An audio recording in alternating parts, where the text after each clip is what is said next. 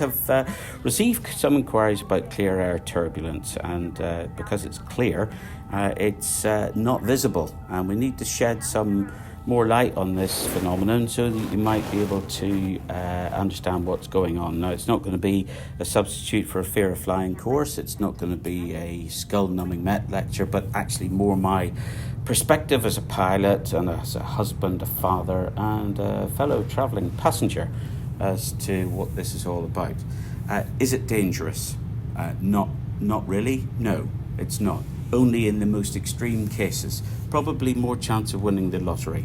Have I experienced clear air turbulence? Almost every flight. Does it make me nervous? No, and neither should it make you nervous.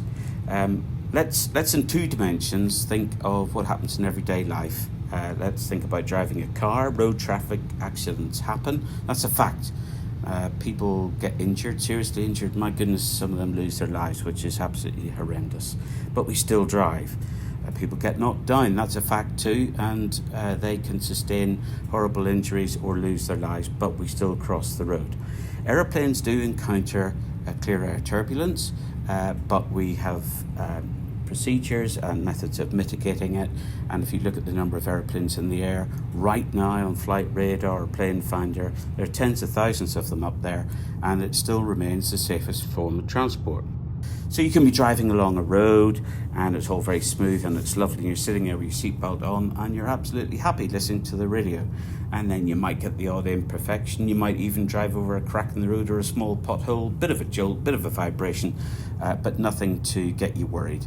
And then the ride gets a bit more bumpy. Maybe the local council are resurfacing the road and it gets even more bumpy, but still you've got the seatbelt on and you're sitting there pretty safe. It is very, very rare that I have heard of anybody, I don't know about you, but driving along a bumpy road and then suddenly falling into a sinkhole that goes down hundreds of feet into the core of the earth.